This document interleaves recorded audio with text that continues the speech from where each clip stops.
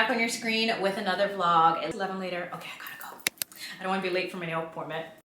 See, the thing about you that caught my eye is the same thing that makes me change my mind.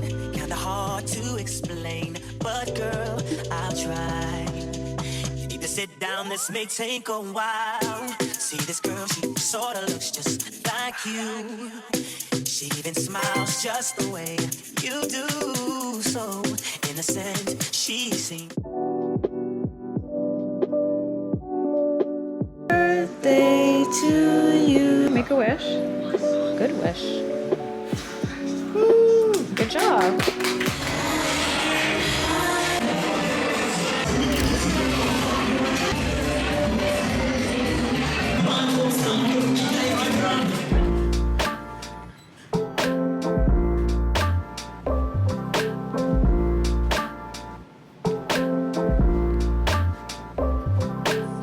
I got off at the wrong floor again.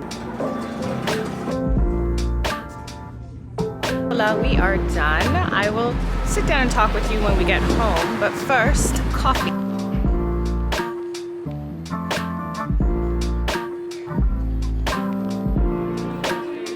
Find a cafe before we head home, but it's giving post-apocalyptic.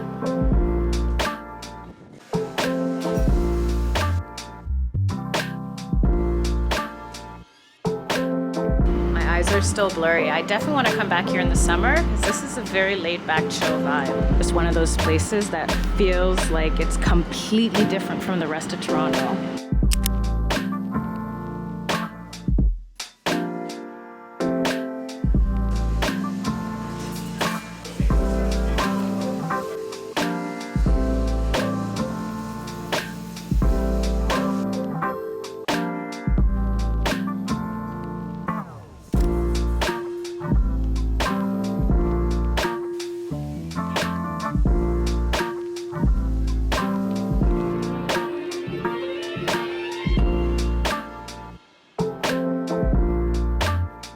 Last time we spoke was about 7 hours ago. And I just wanted to catch you guys before the sun set. I actually want to do a quick yoga flow at dusk, you know.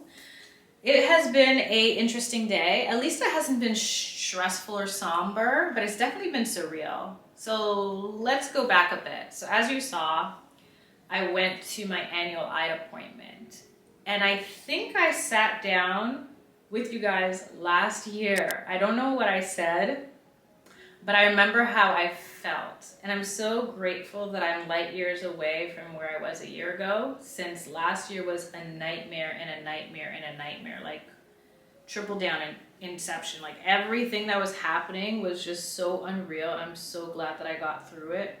Truth be told, I'm still getting through it, which is why a lot of the themes of my vlogs as of late have been self-care, wellness, finding community, sometimes just taking yourself out and taking your mind off of things. Originally, I was going to bring you through the whole process, and then when I got there, just something in my spirit said no, so I just asked one of the associates to film a quick snippet of one of the machines. There was actually 3, and even before that, let's rewind. What they always do is they have you read the letters, even though they know from the notes from last year that I cannot see, which is why they only asked me to try to read the E with my right eye, which has always been stronger. Even before I was diagnosed with Stargardt disease, when I was really, really little, I always knew my left was weaker, but I didn't really have the words for it. Now, they don't even bother asking me to read the E with my left eye. They hold up fingers, which I had a manager do this once, and I thought that was so ignorant, because why are you testing my vision at work? Only in the restaurant industry. So when she held up the fingers, I'm like, dang, my vision is that bad now. I mean, I could tell daily, and I've told you throughout the year that my vision's dissipated, but I notice, and I'm grateful, that it hasn't gotten as bad, as fast as it did last year. Last year was rapid. Stress causes cellular death. There's no other way to say it. Pressures of last year, the pain and the problems. I literally have to pay the price of losing vision. And that's one of the things that not a lot of people talk about, that there's a direct correlation between stress and your body's ability to endure or repair itself. And when you have cells that don't regenerate, like the eyes, Oy, hard times. I'm very, very, very thankful that I have the doctor that I do. For the first, let's say, half of my journey, by the way, if you're new, I was diagnosed in 2010 with Stargardt's disease. It's a degenerative recessive retinal disease, which means that my parents are carriers and I had a 25% chance of getting this disease, and I guess I won the genetic lottery. Since 2010, I've been on this journey and it has been difficult. No other way to say it. I have definitely tethered the line between resilience and resentment. Gotta keep it real. Okay, but seriously, about today's appointment. Let me sit for about 30 minutes. It was so blurry. Some people think my eye disease makes my world blurry. No. I can navigate pretty well. That's why I don't have a dog or a cane. I wish those things work for me, but they don't help bridge the gap for what I need. I need things that can help me read signs, read text, recognize faces. And last time I checked, dogs and canes don't do that. I'm pretty good with my peripherals. So after about 3 or 4 tests, I went into the main room where the actual optometrist is, and today there was 2 other people and I was surprised by it. He introduced me to a fellow who's someone who's going to be doing their own practice in a few months, as well as, I guess, an intern. Walked in and I'm like, whoop, full house. I have to ask all of these people if it's okay to film. No, we're not doing that. It took about 30 minutes to talk to me, which is very rare. I know a lot of people think Canadian healthcare is elite. It's really not. My previous optometrist gave me 5 minutes tops, and that was after waiting in the waiting room for half an hour sometimes. Now I have this doctor that is 1,000 times better. He always asks me how the year has gone, if I need help with anything. He's written documents for me in the past. He really takes the time to get to know how this disease is impacting my daily life and how I'm able to still live independently. He also let me know that some studies are starting up, and I did ask about the pandemic because, as you may know, a lot of studies, just in general, not even just with visual impairment, were halted because of the pandemic. Ever since then, kaput, gone. But I'm happy to hear that there's a few things that they're trying to get the ball rolling on, and he's at the forefront of that. It's such a beautiful shift to be in the company of people that you can clearly tell care. I spoke with the geneticist for another 10 minutes, and that's very rare. I always say stay hopeful, but I'd rather stay faithful. I feel like hope is so fleeting, whereas faith is something that really comes from within. I can definitely do a deeper discussion if you want on one of the pods. But for now, I'll just say that today was an interesting day. My appointment was early March last year, and I remember that I thought about calling my auntie when I left because I felt really sad, just knowing that it was another year that's come and gone, and there's no cure, and there's no hope for funding yet, and everything that was going on with work and family stuff. But I just, against my better judgment, didn't reach out. I didn't want to feel like a burden. And the week after, she passed away. So it was on my mind. And last year was the 1 year since she... Ooh. Okay, I gotta take this, but I'll check in with you guys tomorrow. I promise you this vlog will not just be me sitting in my chair talking to you. There's gonna be more to this. I don't know what we're gonna get up to this weekend. It's a solo weekend and I wanna do something special for myself. I thought about signing up for outdoor yoga class and I remembered spring is not here yet. Toronto didn't get the memo.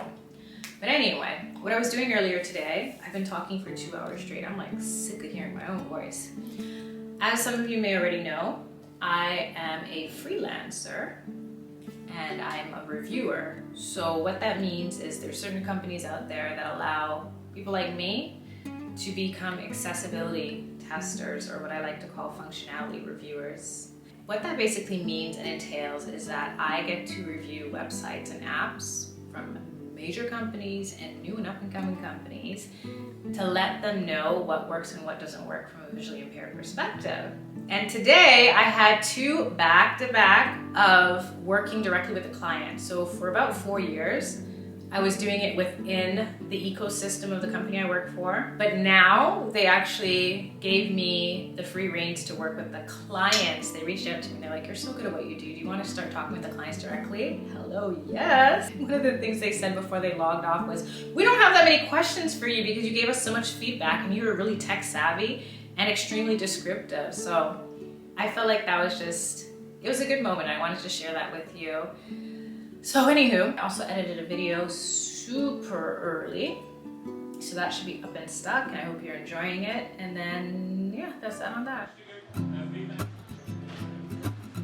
Side? I'm good with just 2. One protein, one side. It's just like that. Okay. Is that okay? Yeah, I'm good with that.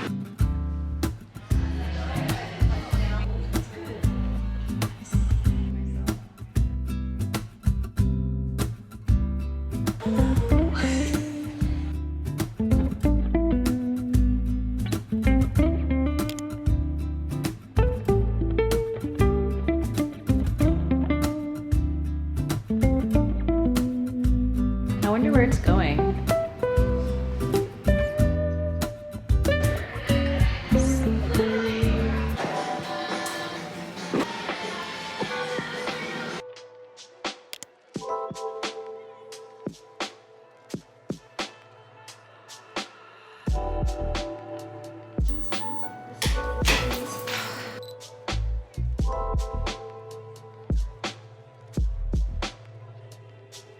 Ooh, now you know this one's way better. It's so hard to see the wick. Whoops. Burning off my finger hairs. Jeez. There we go. Making me work for my mood tonight.